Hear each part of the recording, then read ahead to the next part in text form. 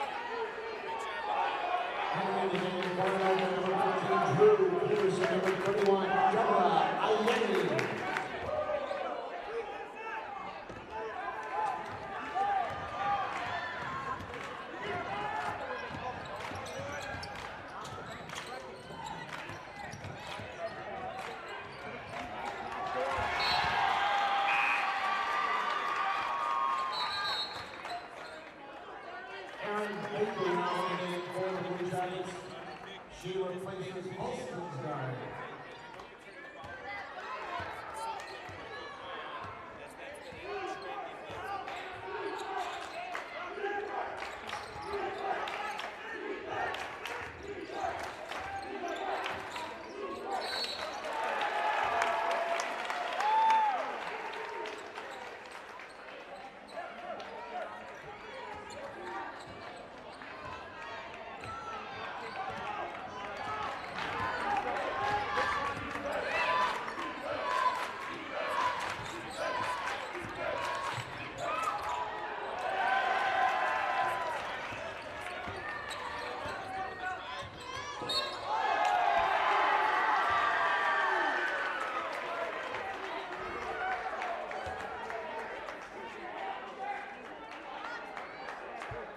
First Anoka foul was again called by number 15, Drew Peterson.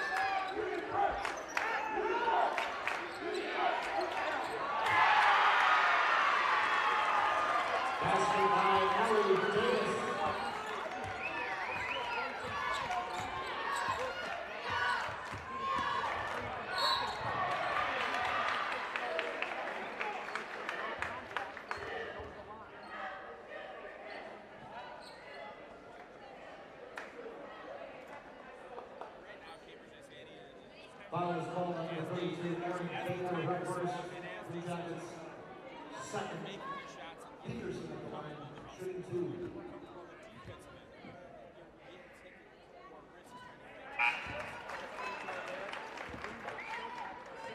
Shopnick back in the game for Anoka, replacing Maddie Franklin.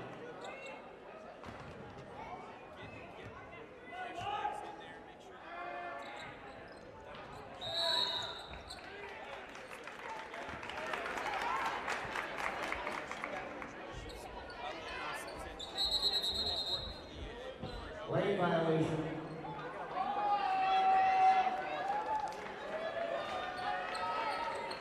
Peterson will shoot 1.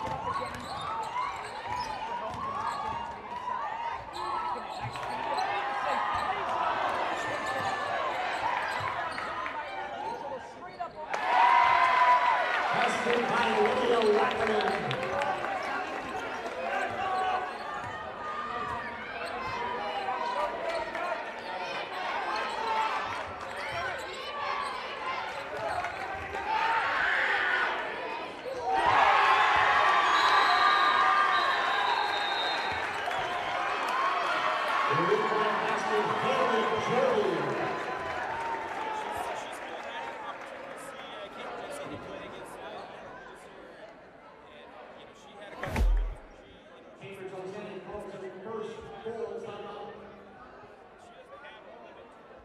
Ladies and gentlemen, Anoka girls basketball would like to thank all their sponsors, including John Holfrenson of Icon Real Estate and EXP Realty, this ever-changing real estate market.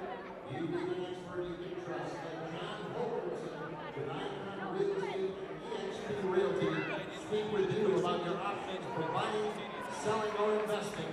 That's John Holfrenson of Icon Real Estate and EXP Realty.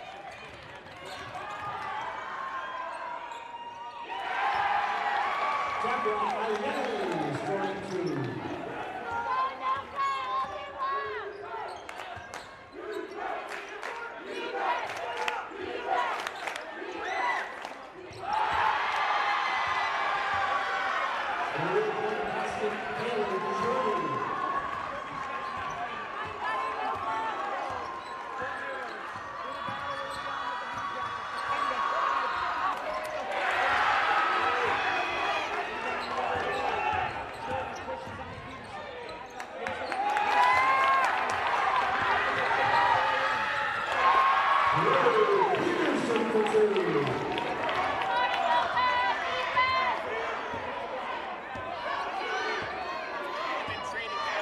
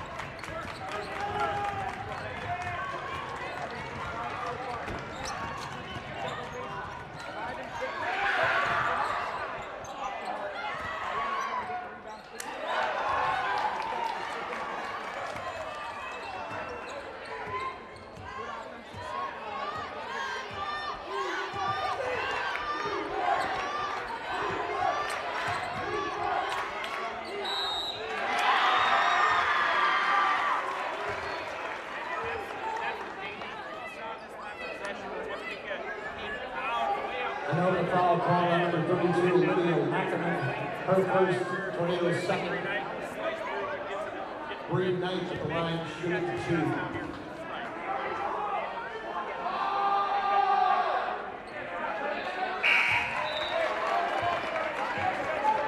Aaron Baker re-enters for Cambridge-Isanti. Kuyan and Franklin now back in the game for Anoka.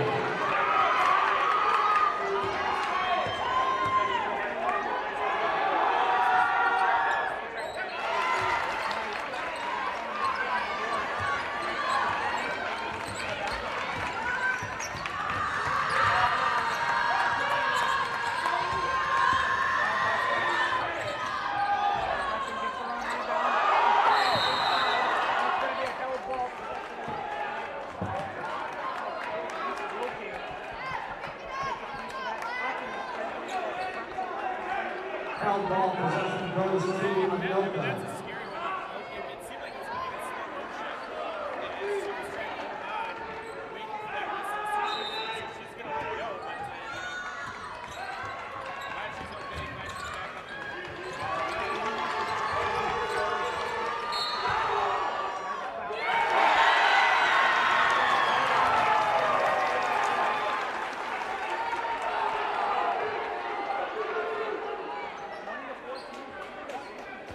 Like the energy's there right now. Yeah, you know, it's a different ball game. It really kind of reminds me of the Forest Lake game a couple weeks ago we covered here on QCTV. Forest Lake was just strong in the defense and hitting outside shots, and Anoka kept giving the ball back, turning the ball over, and giving Forest Lake opportunities to hang around, and they took it, and then they eventually took control of the game late in the second half. And right now, Anoka really has to find their offensive identity before they can really focus on anything else. They go back to the bench. Aaron Baker is in this game for Cambridge-Isanti, and I just want to say it's nice to hear your voice on these headsets. Finally can hear you, not trying to howl over the loud crowd. Yeah, absolutely. It's great. Thank you for bearing with us on the technical difficulties. We're going the other way. It's Jurdy, the drive, the left hand can't finish, and a rebound by Frecking. Frecking throwing some bows. She's got to be careful, and Bree Knight's going to pick up the body foul here. We're over 10 minutes in, and both teams are sitting on 2 fouls. So that part of the game has been relatively clean. It's just been the sloppiness with the ball and carrying the ball or traveling. It has been the big issues with the turnovers. I've got 7 right now for both teams. Both teams are playing this kind of fast-paced up and down game. I don't know if that benefits anybody, does it? I mean, at this point, you got to say if they're hanging tough, it's going to be Cambridge. Kuyan tries to drive amongst the paint, gets it taken away, and Halstengard's got it the other way. Now here comes Bree Knight. Knight gives in the corner. They're going to go to Ellie Davis inside. Quickly back up top, Baker. Shoknek, good defense. Nice catch by Davis. Puts it on the floor and is fouled. This time on either Ieni or Frecking. We'll see. Ellie Davis, kind of like her on the inside. She's got a nice first step. Seems to be really decisive with the basket. Absolutely, and I love when she moves from the low post to the high post. She flashes hard. Her hands are ready, and she's facing the basketball. She is very, very fundamentally sound on that movement in the paint. She's already got 5 points, off to a very good start here tonight. Leading scorer so far, Haley Jurdy. She's got 9, but 5 for Davis and 6 for Halstengard. That makes up the lion's share of it, minus 1 point for Bree Knight. 4 players have done the scoring. Same thing on the other side for Anoka. Drew Peterson leading the way so far with 6 of the team's 14.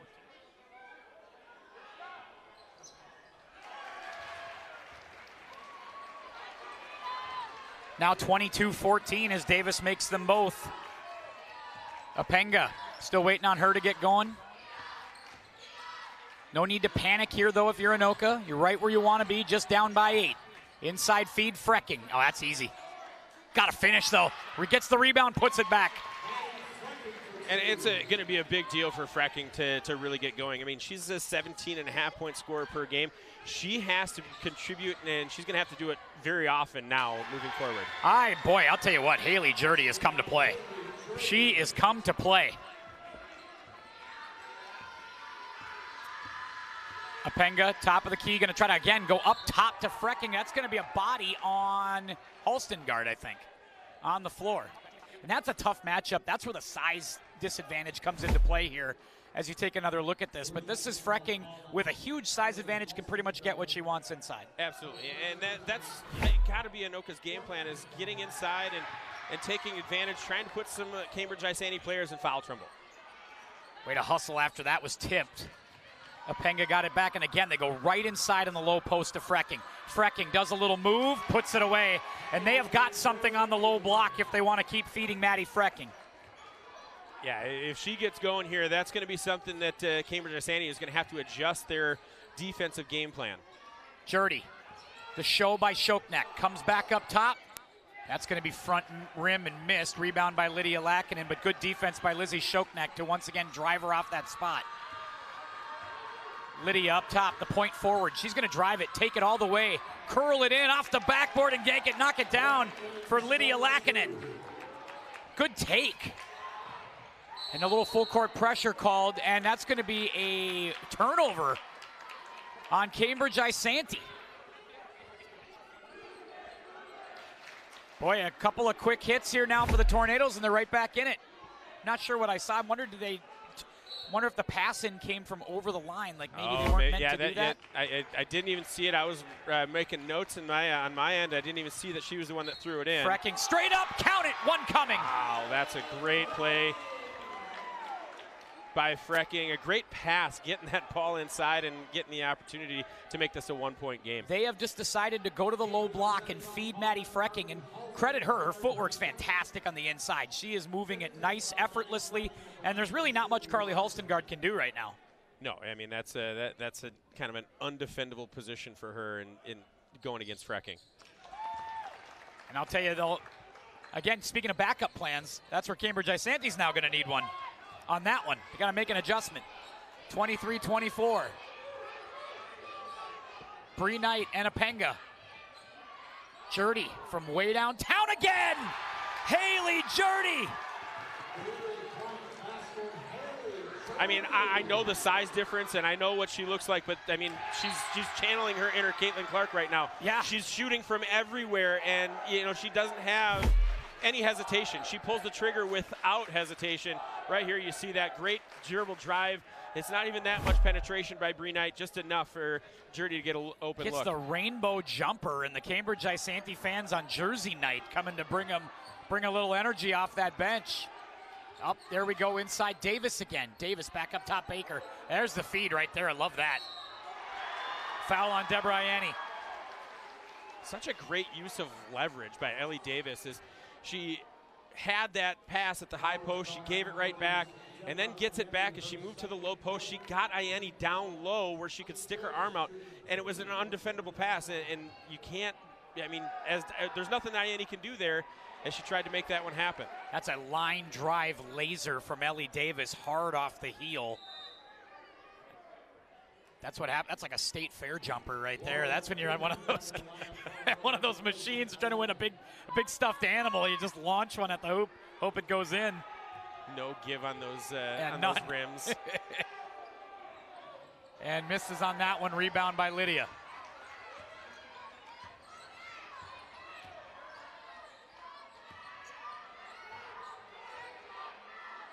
Kuyan waits for it between the circles.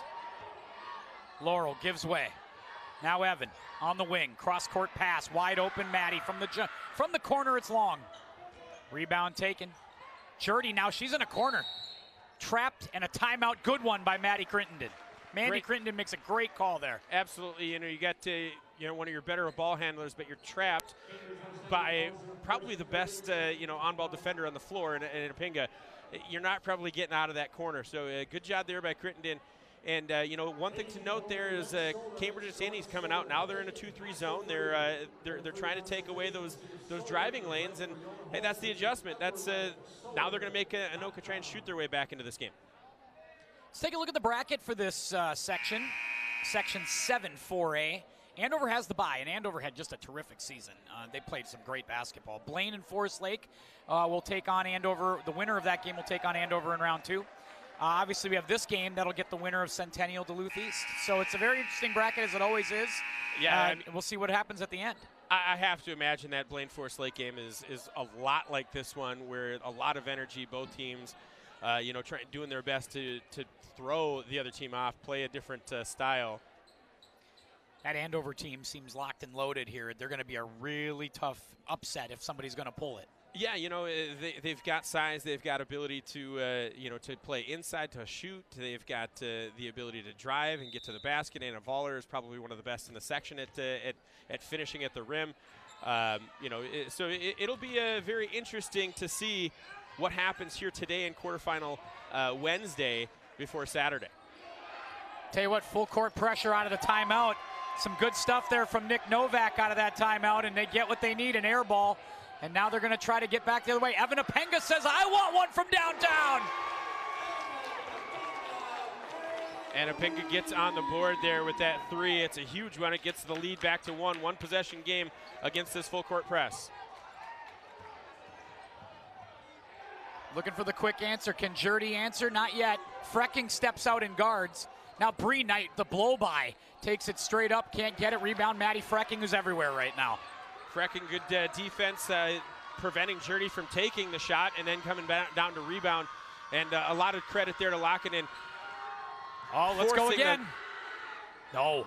Laakinen forcing that floater by Knight instead of allowing her to get nice and close. Oh, boy. Somebody asleep at the wheel back on defense, and Haley Jurdy picks up another one. An easy layup, and the lead stretched back to 3. Cambridge-Isanti's led for quite a while in this half, and they keep it going 29-26.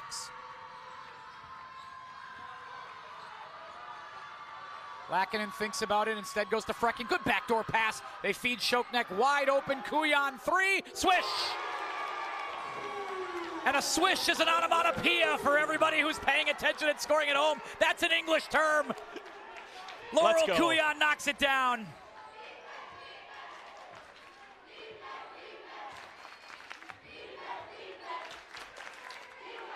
Jurdy to answer, no. Good job by Frecking to get a hand maybe on that. We go the other way looking for the lead of the Tornadoes. The drive by Laakinen, off the window and good. First lead of the night now for the Tornadoes. You see the urgency kind of stepped up as they've taken control on the offensive side. Oh, kind of a bailout foul there for Bree Knight, but Knight will go to the line. And you see Cambridge-Isanti, it feels like they're rushing a little bit here, not quite as in rhythm as they were earlier. Well, and I think, that a lot of that has to do with the press. And Novak making a good call, coming out and challenging his team to put a little bit more pressure on Cambridge-Isanti, not let them get comfortable into their sets and look around the perimeter and wait for their spots. Bree Knight rattles one in. She has 2 points, both coming at the stripe. It's 31-30, Anoka leads. Knight looking for the equalizer here at the line. Nope, hard off the back iron. Lydia just seems like she grabs every rebound. I don't know what Lydia Laakinen literally grabs every rebound. And Maddie Frecking does too. Kevin Love in the old days where she just grabs everything that touches the rim in practice too. Lizzie Shoknek from downtown.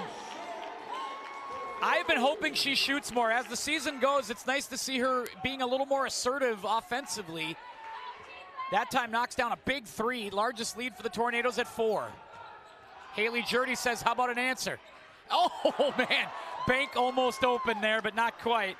Rejected there, and we go back the other way. Under 90 to play here. I have to imagine Anoka says, all right, let's settle this down, try and get into the locker with a two-score lead. There's Shoknek coming in and going off the backboard. I love that from Lizzie Shoknek. Great move, and that's a zone beater. That's something where you send somebody high and get them into that high post kind of mid-range. Nice timeout for Nick Novak. I was saying all year, Pete, with Anoka, I felt like somebody other than Apenga, Laakinen, or Frecking has to step up and get some scoring. Tonight, 6 points from Drew Peterson, 5 from Lizzie Shoknek, and Laurel Kuyan with 5 points. You're starting to get those contributions from other players. Well, and that's what you're going to have. If you've got, your top 3, really any team can defend and take away one player. And let's just say that's what Cambridge has done with Apenga here tonight.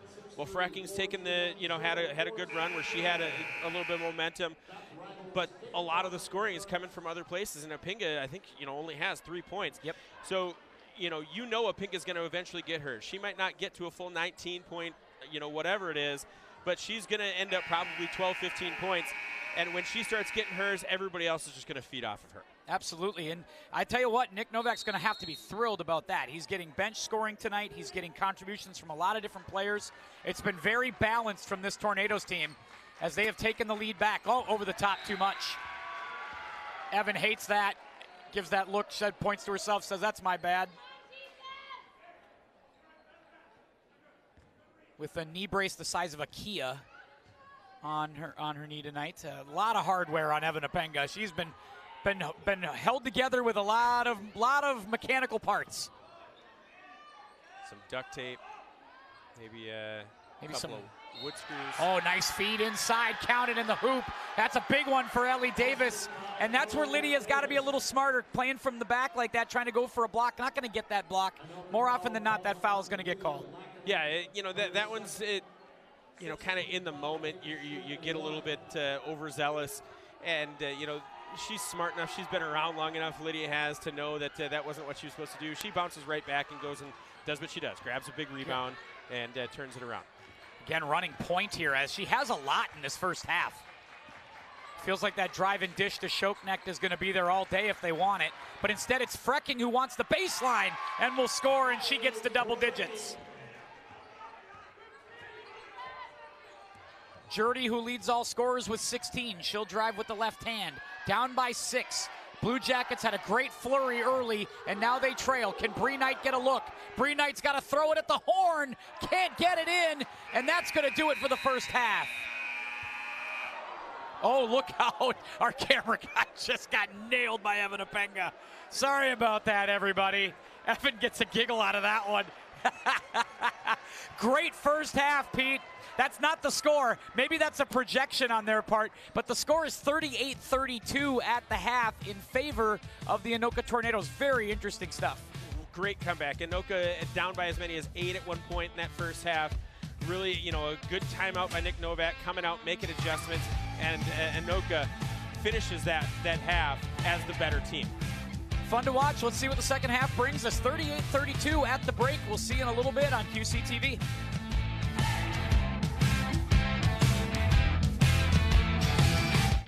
Club started 2 years ago and was basically inspired by my own children to have a club at the school that I knew that they would definitely like, as they're not that into sports and things of that nature. So I wanted to create something that I know my family would like. The games that we provide are not like the ones that they'll necessarily find at home. We don't do Monopoly or categories or things like that. We do Tiny Epic Dinosaurs and Hues and Clues and Snake Oil, which is what they're playing in the background right now, for the games, to kind of broaden the perspectives and show what else is out there, that there really is a game out there for everyone here. I would say it's a fun experience to play games with your friends and meet new people that maybe just like not people that you know that would play some different games, and you also get to learn a bunch of new games that you probably haven't heard of. Club's a lot of fun. We play various types of games, from board games to card games. It's a real open atmosphere. You won't feel any kind of criticism about any part of you. In like 5 years, I see the club expanding. Hopefully more kids come, bring more games, expand horizons. There's been days when they aren't up for gaming, they just need a safe place to be. We're open to it. They just want to be here around friends that are, weird like them. That's awesome too. The best part of the club is just getting to sit down and play board games with other people and make new relationships. Club is having fun with my friends, being idiots and just being silly within the games. So especially in this day and age where, it's all available, but still really scary, having a place that that you can go to that is going to be safe, that is going to be welcoming, and you can be with the other weirdos that you want to be with, which was really hard to find when I was younger. I think it's incredibly important. Well, I'm hoping to let more people. I'm hoping to get our word out more that such a place exists, and that people can come play games, and possibly in 5 years maybe even create our own games based off of the games that we've been playing and stuff like that. Come and have fun. Like, that's really all there is. Come play games and have fun. Roundup for Change is a program that was implemented by the Anoka City Council in 2012 and is administered by our utility billing department. What the program does is it rounds up a customer's utility bill to the nearest whole dollar.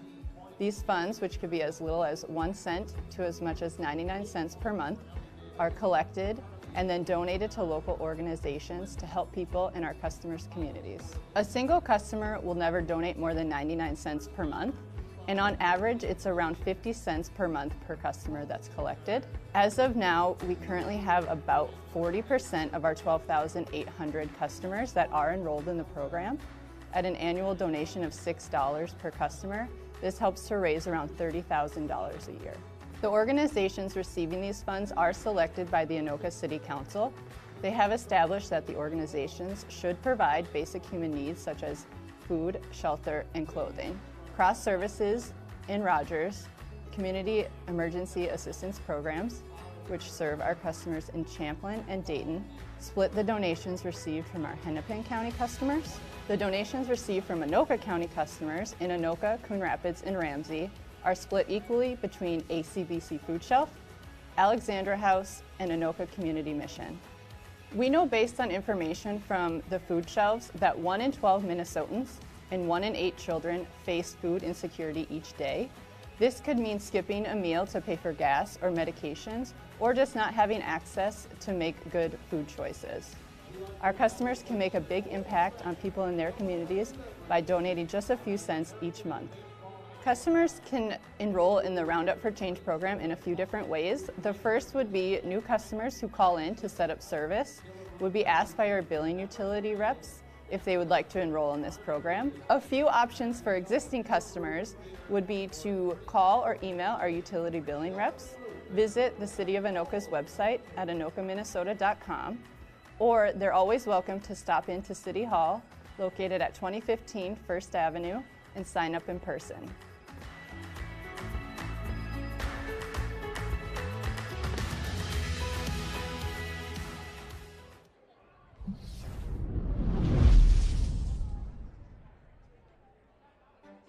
Hi there, I'm Cameron Kaitonen, City of Andover Natural Resources Technician. I'm here to talk about the Nature Preserve Commission, formerly known as the Open Space Advisory Commission, which is an advisory board to the City Council. This group is primarily tasked with management and maintenance decisions of the 4 nature preserves in the City of Andover. This group was originally formed in 2006 to help decide what properties to purchase after the approved $2 million bond referendum that same year. After that referendum went through, the group helped to decide on 4 preserves that were purchased. The group is also tasked with looking at potential funding options for potentially buying new land in the city. The group generally meets quarterly on the 2nd Wednesday of the month at around 6 p.m. So beginning in November, December, we will be looking for new members to the group. There will be information in the November, December edition of the city newsletter, which will outline the application process and instructions for if you are interested in applying. So if you are interested in the outdoors, interested in being a part of the community and working along with the City of Andover, and also would like to meet new people, this might be a great opportunity for you.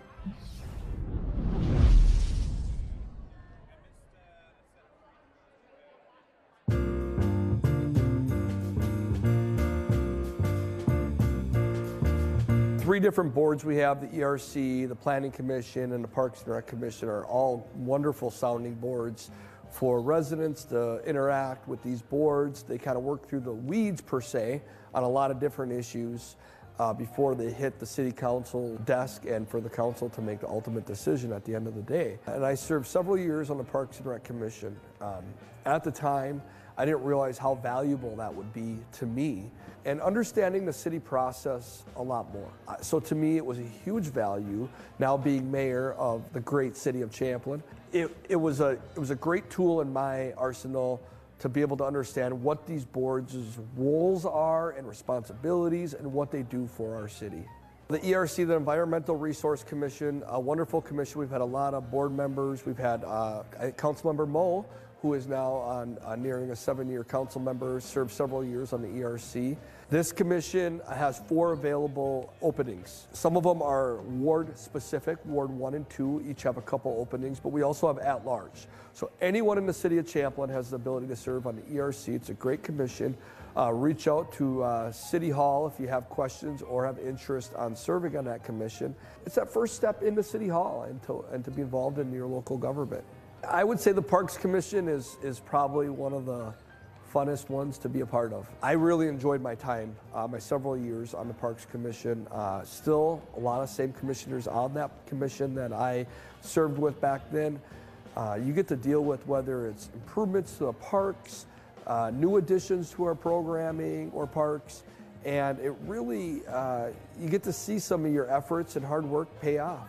If you are interested in our parks in the city of Champlin, if you maybe have a young family and you're like, you know what, I want to have a vested interest in this community, I want to have some say, this is a great step to get involved. I would just encourage anyone who's even just thinking about it, reach out, whether it's to myself, the mayor, to one of your council members or to city staff. Reach out if you have any questions. We're all excited to talk to you about it. We're looking for more and more people to be involved. Perhaps you have a desire to be the next mayor of Champlin or on the city council.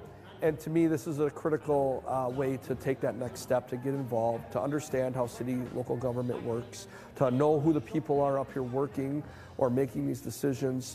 So I encourage Champlin residents, if you have the time and have a desire for it, give us a call, be involved.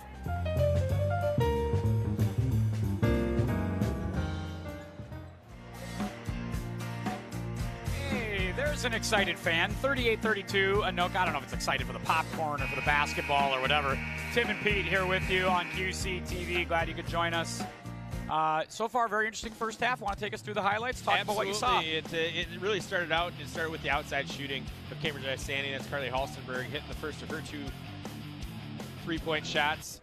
Turnovers also a big key in that half. 9 for Cambridge-Isanti to 10 for Anoka. But the real story of that first half on Cambridge-Isanti's side was Haley Jurdy. She had 16. On the flip side, Anoka finally unlocked the Cambridge-Isanti defense. Kuyan hitting that 3. But it's Frecking leading scores for Anoka with 11. Yeah, 11-16 for Haley Jurdy. It was a very fun first half early on, and Cambridge led most of it.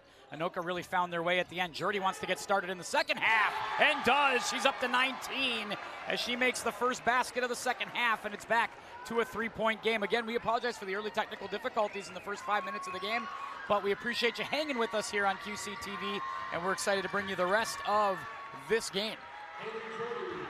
Maddie Frecking with the drive. And, oh, man, missed that one. A lot of those short missed bunnies right there, and that's kind of a tough one for Anoka. Yeah, and, that's something that you think, all right, Frecking just kind of has to get her feel on the other end of the court to get back into the rhythm. But she finished really strong in that first half. Yeah, she got in a groove there where she was unstoppable. They got to come back for her. She picked up her dribble. Somebody's got to go. And now Apenga comes and gets it at half court. Evan will bring on Bree Knight, takes a screen from Maddie. She'll drive, go with the right hand, and she'll throw it in and get herself a basket. Up to 5 for Evan Apenga. Yeah, really good move there, just kind of finding that open space and then getting creative with the shot selection. Just a little right arm extension floater. Oh, beautiful by Bree Knight, moving without the basketball, taking a screen, and off she goes. Easy basket for Bree Knight, and that's her first field goal of the game. She's got 4. The first 2 coming, of course, at the free throw line. Both teams trading. Frecking, the drive into the double team. Again, missing a layup inside, but gets her own rebound. Gonna go straight back up with it and put it in. Frecking 13 points now. Jurdy will drive on triple coverage, basically, and it just misses. Rebound by Lackinen. It's a really good look, too, for Jurdy. It just didn't get that one to fall. Nice little runner, kind of a Dirk Nowitzki move from Lydia Lackinen. Love that move. Love that reference even more. I love any opportunity to reference a Dirk Nowitzki shot. Bree Knight with the answer, can't do it. Rebound taken inside though, and that one's going to be off the mark. It's a good chance there from Reese Wilking. She's been kind of quiet except for on the defensive end. Offensively a little quiet. Laurel Kuyan will drive, nowhere to go, and I think she stepped out. Yes, she did.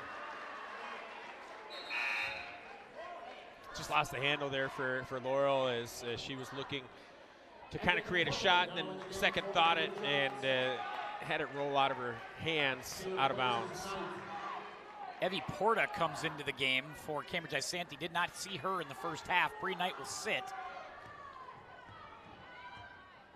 Haley Jurdy in the bright pink shoes. Can't miss them. Davis catches up top. Wilking. Now Davis again. Lackinen giving her the space out there. Nice drive and go right there. Give and go move. Davis does a nice job there. She's playing really well. Yeah, and she's been really, really big. I mean, she averages 12 on the 12 per game, and right now, you know, she's up to 10 already. Evan Apenga gets to the basket faster than you could say Carly Delamarter. Big hoop right there, and then a turnover. Evan Apenga so quick. That first step, she was gone. And a turnover on the other end. This is, you know, the step here, and Apenga moving to the left, sees her angle, and nobody from Cambridge-Isanti recognized that angle that Apenga saw quick enough.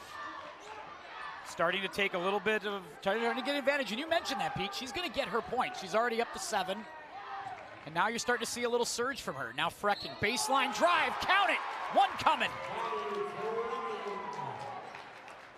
Frecking starting to really take this basketball game over. She's up to 15, and it just feels like she can go get that anytime she wants. Yeah, a really good move there. She's walked the baseline, you know, more than a handful of times here already tonight, and there's really no answer on the Cambridge-Isanti side because they don't have the size to bring somebody down there. Inbound after the made free throw.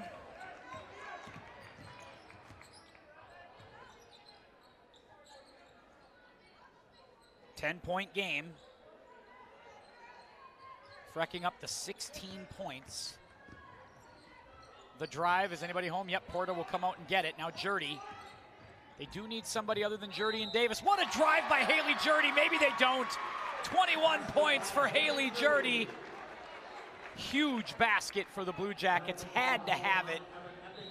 Now a chance at a three-point play.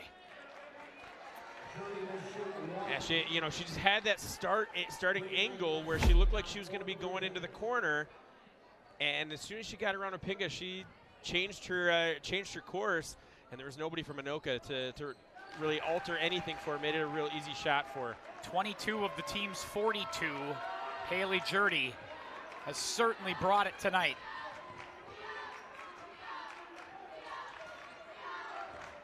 Frecking, left hand. Drive, dish, outside three-point look, can't knock it down.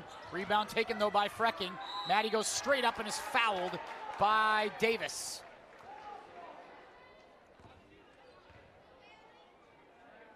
And I believe that's just the first call on Davis. And you know, I estimated, it was more of an educated guess, that was the intention from Anoka, really drive into the paint and try and draw some fouls. And really, you know, Davis is their only player with size that can defend in the paint.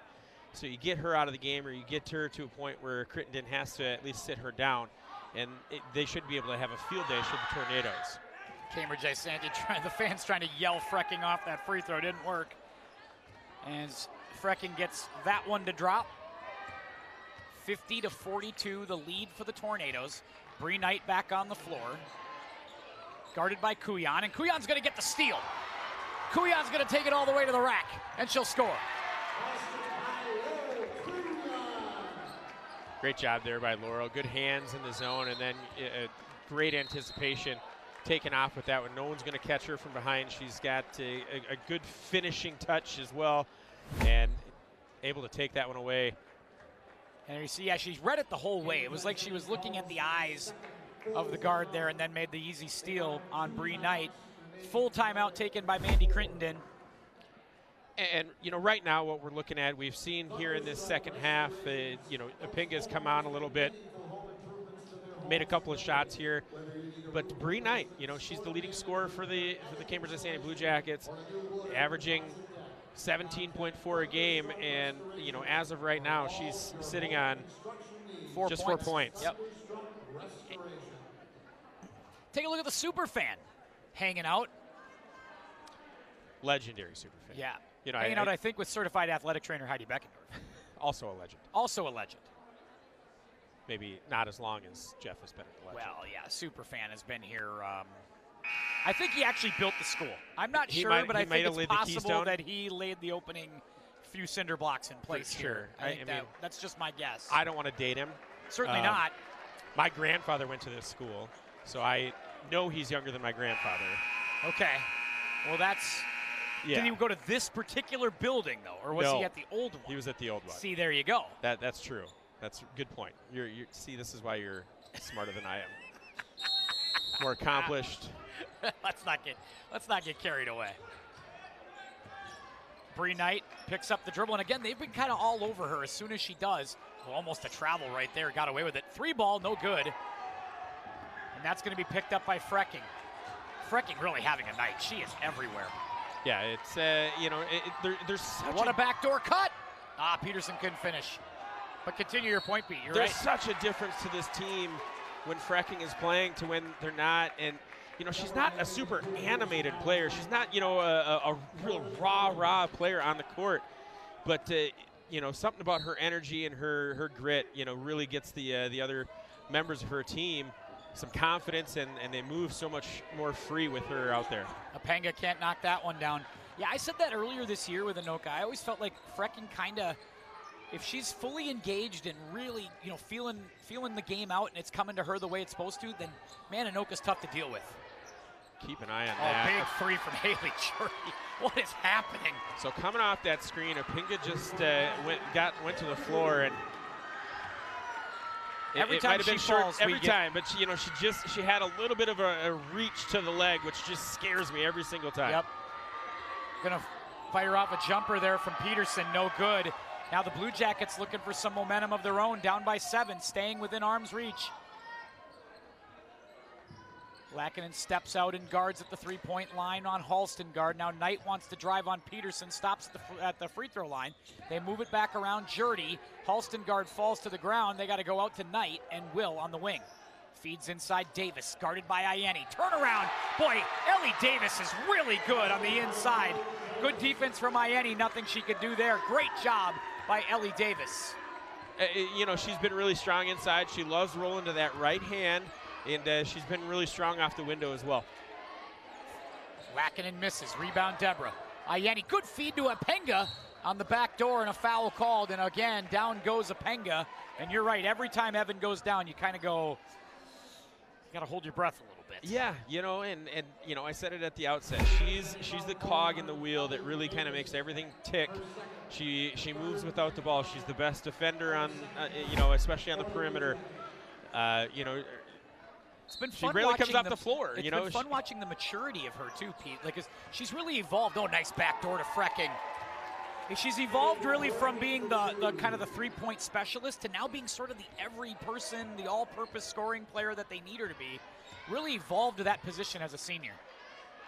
And she defers to her teammates really well. I mean, her and Lackinen have a really good connection. Her and Frecking have a great connection.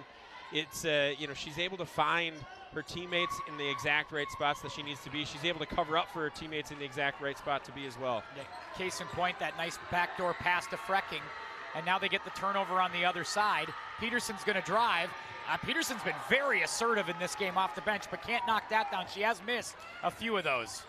Haley Jordy comes back, free throw line, jumper, knock it down. She can't miss. She's unconscious. I mean, I haven't been keeping track of misses, but I think she only has 2 misses tonight. Maybe 3. She's got 27 of the team's 49, trying to single-handedly will her team to victory tonight.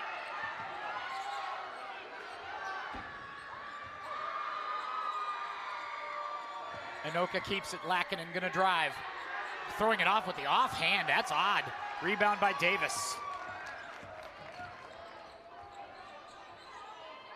Big possession here for Cambridge-Isanti. Jurdy again off a screen. Oh my. I jinxed her. It's my fault. I was going to lose my mind if she made that. Stolen by Bree Knight. And she missed it. Oh no. Jurdy, the senior guard, trying to will it, but Bree Knight missed that one. That was a big miss and a big answer on the other end of an air ball.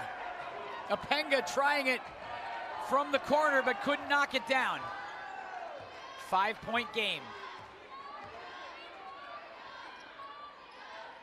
Ianni over the back. Yep. A little overzealous from Deborah Ianni. And that's, you know, especially here tonight, a little bit out of character. She's been so solid. She's been, you know, in the right position. There's been a couple times where she's, you know, been taken advantage, but it wasn't because she wasn't in good position. And, you know, that time just a little bit of a reach, getting overzealous, trying to go make something happen. You know, that's a momentum play. That's a section playoff play. They'll sit Ianni. Shoknek back on the floor. Inbound goes to Wilking. Knight in the corner. Now Jurdy chased by Apenga. And that's going to be a little, oh, double dribble. Or no, it's a hand check on Apenga. Hand check on Apenga. She hates it. A look of bewilderment from Evan Apenga. One hand. Yeah, it's kind of, yeah, holding on. I don't like that. I don't like it. It's a little nickel and dime, no doubt about it. It's definitely the hand check. They just didn't like where it was placed. You know, that maybe that's something that. Oh, Laurel Kuyan! Oh no! I think maybe the Anoka team and especially Laura Kuyan had an idea what was coming. Yep, they're like, oh, we got to make sure Jurdy doesn't get this shot. And Laurel jumps out of the gym to get that one sent away. And that's the thing, you got to basically just guard Jurdy, force somebody else to beat you right now. Bree Knight, nice give. Davis inside gets fouled by Lydia Lackinen.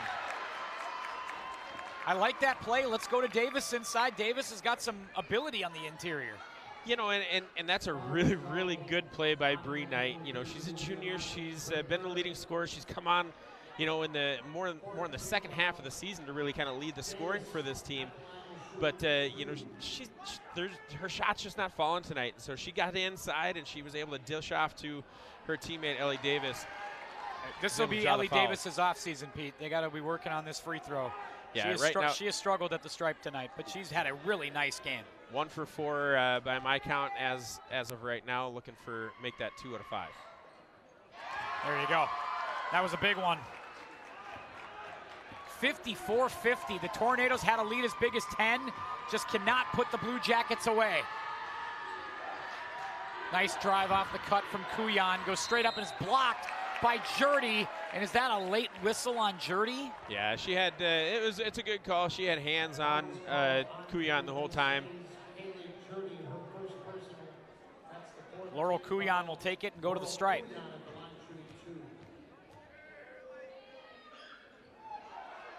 It's a miss. Both teams have missed some free throws here. Yeah, you know, it's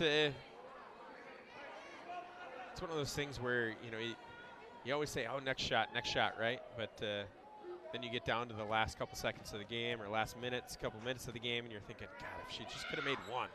And that's an 0 for 2 trip. Shoknek, great hustle, but they'll lose the basketball.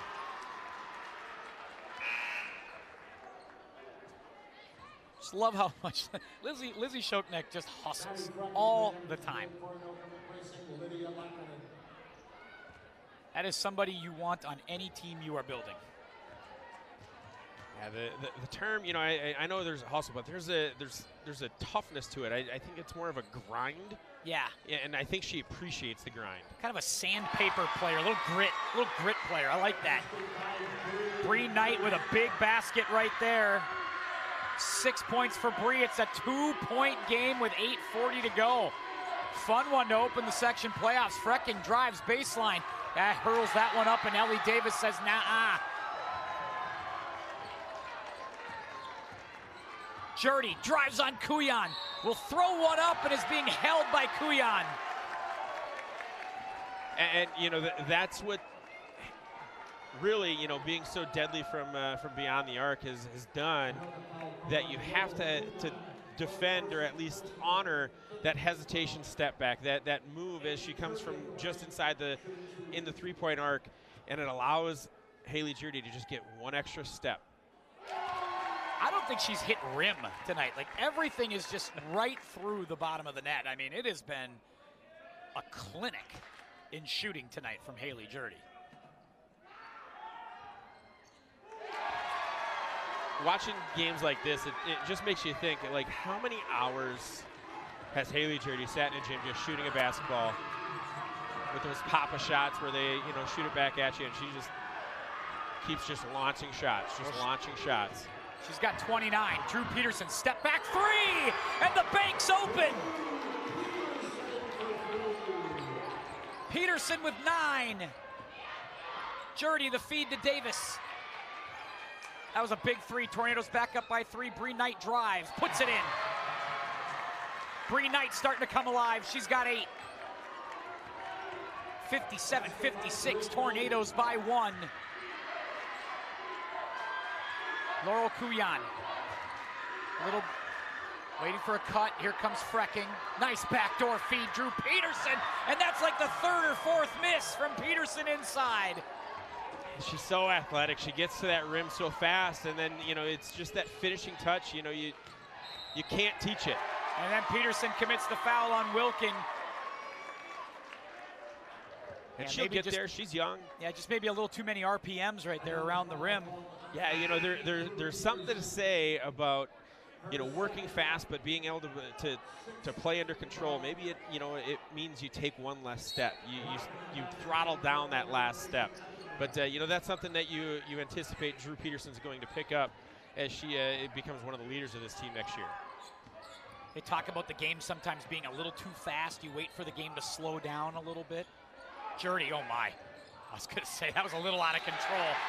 Total heat check. Wilking got popped in the face, but she gets the foul call. She'll go to the line. Peterson will pick up that. Couple of quick ones from Drew, and Wilking holding her eye.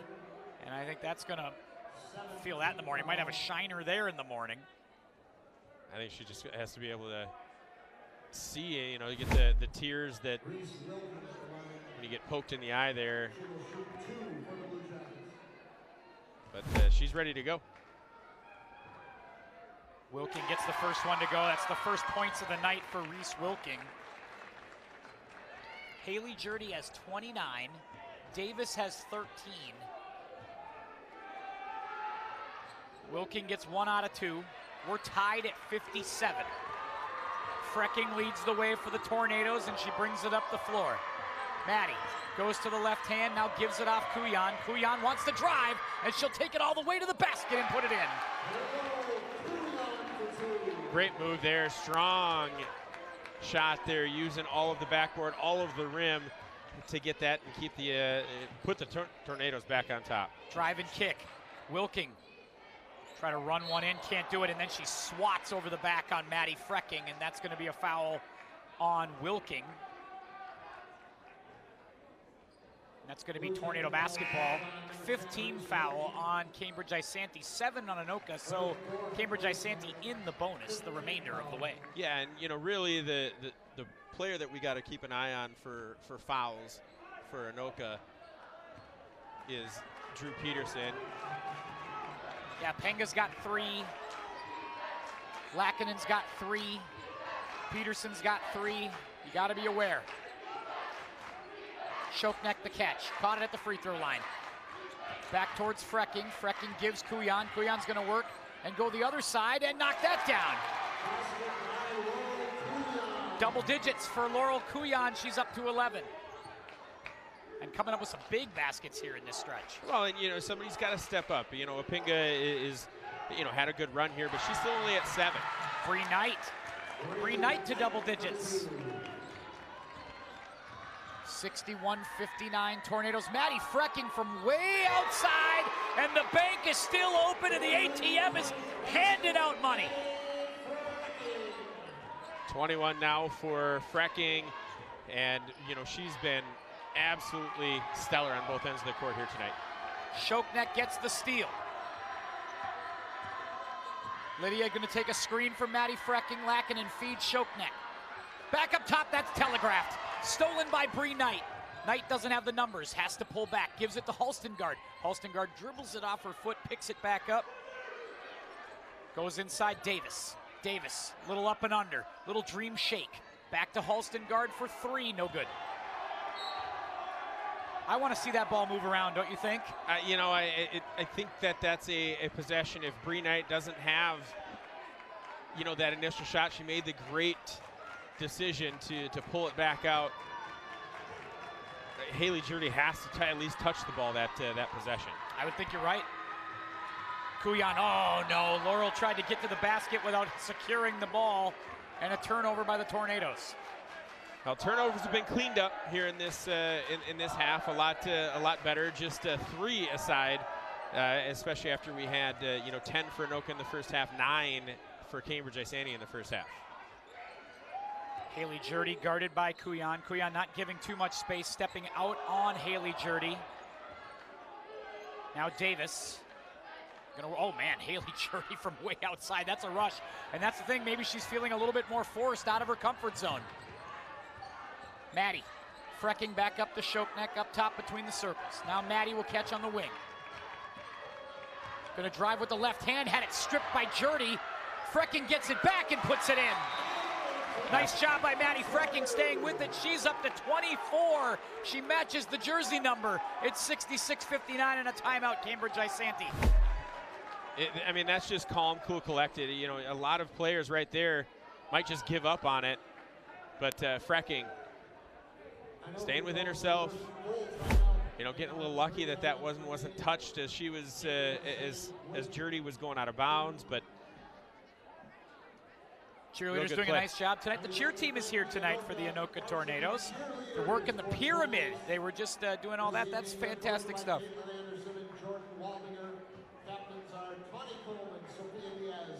Had to shout them out. I have Tawny Coleman in class. Got to shout out the captain. Absolutely. That is not the cheer team. That is a sleepy team right there. But oh, maybe one's on the phone. Yeah, that's the phone. Yeah, that's. But at least they're here. They're here though. Yeah, supporting their team, supporting their. And the popcorn's bigger than that kid right there. The bag is bigger than the kid is. I can relate to that. It's a lot of popcorn. There's that cheer squad we were talking about. Shout them out. Nice job.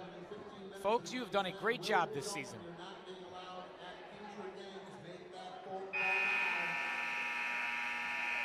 Seven-point game, under 4.5 to go. You know, this is the point where Cambridge-Isanti has to make sure that they're not giving up easy baskets. Yep. They're very secure with the basketball, and they have to make sure that they're getting good looks. No forcing, bad shots. Get into sets. Trust the plays that you guys have run all season long. I completely agree with that. And plus, you want to get some quick hoops here too, some easy ones for yourself offensively. There's Davis, guarded by Lackinen. Good job by Lydia going straight up that time. Wonder if Davis tried to force that. Anoka trying to find another dagger here somewhere. Evans going to take it from way outside. Can't knock it down, and a rebound. Rebound by Davis. Jurdy pushing. Doesn't have the numbers. Gives way to Bree Knight. Knight will drive. Free throw line jumper. Can't knock it down. And Jurdy tries to battle amongst the trees. So does Halstengard. But instead, it's the size of Anoka winning out those rebounds. You know, and I think that goes to the confidence of Bree Knight. You know, she's had a couple misses. She had a lane where she crosses over and gets a much easier shot than that pull-up jumper. Nice job by Frecking, stays with it. Lackinen, Apenga catch, and knocks it down. Boy, the Evan Apenga quick release comes to play right there. And Apenga has finally hit double digits. She's at 10. And it's a 10-point game. Bree Knight drives, rejected by Lackinen. And it's Anoka basketball.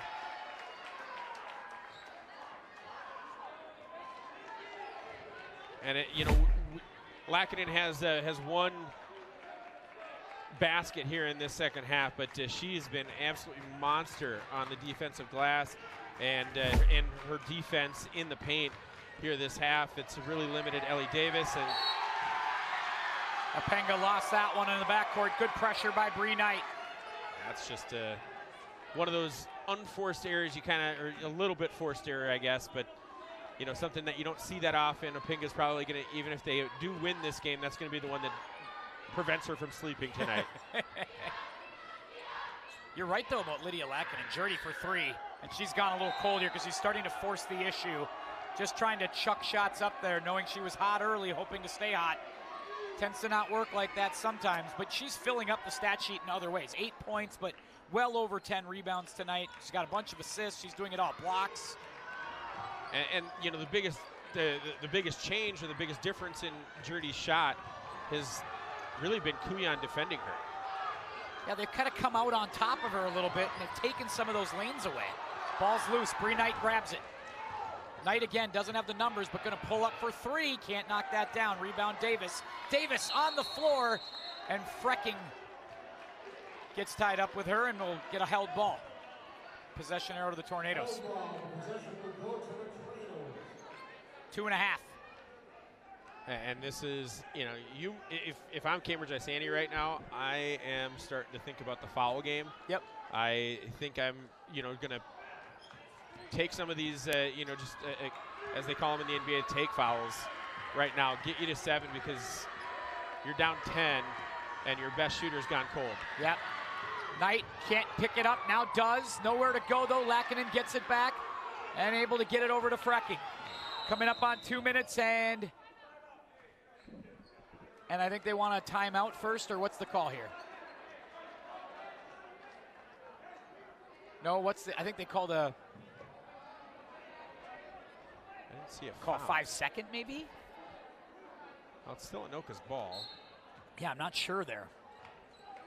Maybe an inadvertent whistle. There's a foul. Talk about a take foul right there's a good example of it, sorta. Yeah, you know, in these next 2 fouls, it doesn't matter who you foul. Yep. It's not until you get to that 7th foul that you really got to worry about, okay, who do we want to send to the line? You know, Kuyan is missed a couple from the line. That would be a target for Cambridge-Isanti potentially. But, you know, the ones that you don't want to foul are probably Frecking and Opinga. Tornadoes had a tiger by the tail in the first half, but credit the Anoka Tornadoes. They've hung in there, got the lead by the end of the half, and now they have stretched it back to 10 for the 2nd time. A good fight so far from the Blue Jackets. A hold, a grab on Kuyan, but she stayed with it and knocks it down. Laurel Kuyan is starting to make some big plays down the stretch. You know, Tim, I'm gonna call it right here. If she makes this one, that's the dagger. And Kuyan really was because that game got close. I think Laurel Kuyan's been a big difference here down the stretch. Her defense has been, you know, her defense on Jurdy has been the difference. She's, you know, just locked on her. She got beat a couple times on the dribble, but that's okay. She's prevented and altered a lot of Jurdy's 3-point attempts. Yeah, when somebody else needed to kind of come forward and hit those threes, didn't happen. A little slippage. It's one thing about this court, it's probably the slickest court in all of the metro area. Don't take my word for it. Just ask the players, they'll tell you. That's an example there as Bree Knight kind of slipped and fell. Kuyan's got it, under 1:40 to go and a 13-point lead. Tornadoes hung in there, battled, got the lead a couple of times, and now here they're looking to put the finishing touches on a first-round victory. Frecking will take it all the way in. 26 points for Maddie Frecking. Frecking played like a star tonight. Jurdy, Davis, she traveled.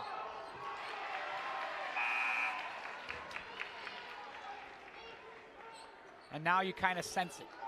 And I think the Blue Jackets sense it too. I'll tell you what, Haley Jurdy, senior, you tip your cap to her, man. She really came out and played hard. 29 points for the Blue Jackets. Tried to will her team to a victory tonight, but it looks like it's going to come up a little short. Yeah, you know, it's a great effort, and you know, this is what you think of, you prepare for as far as getting into the playoffs. You just know, all right, you know, every game could be your last, and you go out there and put everything that you've got into the game, and you can't take anything away from what Haley Jurdy has done. Big ovation here tonight, here and for that Cambridge-Isanti program. Nice job by those Cambridge-Isanti fans giving some love to Haley Jurdy as she cries on the sidelines. That poor kid. I'll tell you what, you played your heart out, young lady. proud of you. That's awesome stuff. Yeah, I mean, when you're as deadly, you've got the crowd as locked up as she did, and they were every bit of into this game with every shot she took. It was so fun. I mean, what a fun 3 quarters of this basketball game. The Tornadoes kind of put it away here at the end, but I thought the Blue Jackets really battled. Credit Coach Mandy Crittenden for really having a good game plan tonight. Bree Knight trying to make it happen here. Trying to pick up a couple extra hoops. Can't do it. Foul there on side by Deborah Ianni. She's so good in the lane. She's got a quick first step, but you want to see that. I think if you're going to see an improvement for her, it's got to be in that jumper, right? Got to see that get a little bit more steady, a little more consistent from the outside. I think, I think that would definitely help. I think the vision inside too, when she showed it with the passing. I think the ability to really, because she's so athletic and she can start and slow down, or she can speed up and slow down at a moment's notice. She works a really true Euro step in there. She's going to be really, really tough to beat. Yeah, she's a slasher guard, and she can score, no doubt about it. She's got the ability to score in bunches. You saw that a little bit in the second half here tonight. She had 1 point or whatever at the half. She's got 12.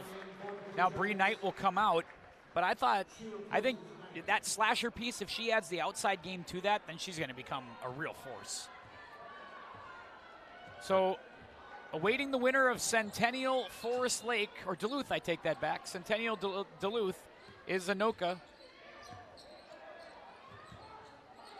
That'll be on the neutral site of, I believe, North Branch. North Branch, that's correct, yep. Kuyan will drive. Off the window, no good. Rebound, Shoknek. 35 to go. They can't run the clock out. They got 10 to shoot, so they will have to do something here. Kuyan will move it to Peterson. They got to shoot something. 3 to go. She'll fire it from the volleyball line, and it'll be a shot clock violation.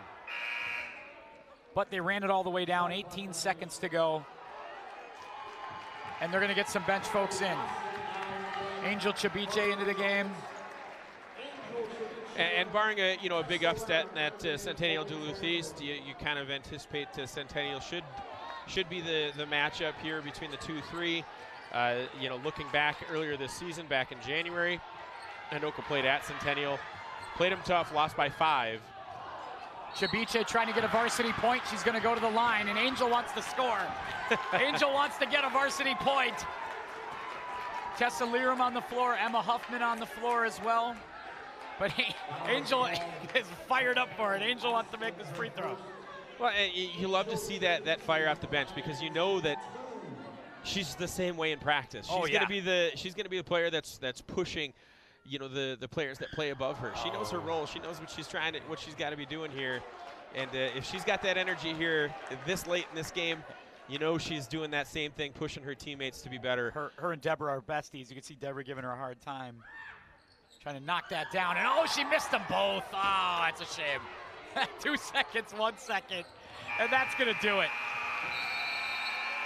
Fun basketball game here tonight. Anoka pulls away at the end, Pete, with some impressive stuff from Maddie Frecking. Lydia, all the big players kind of show up tonight, but they really get it from those secondary players as well, like Peterson and Kuyan tonight. Very impressive.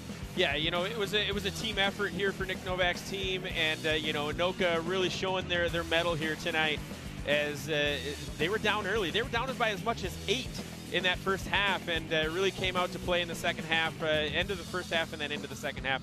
They took control and put the Blue Jackets away. Always fun to hang out with you, man. It was good Absolutely. times.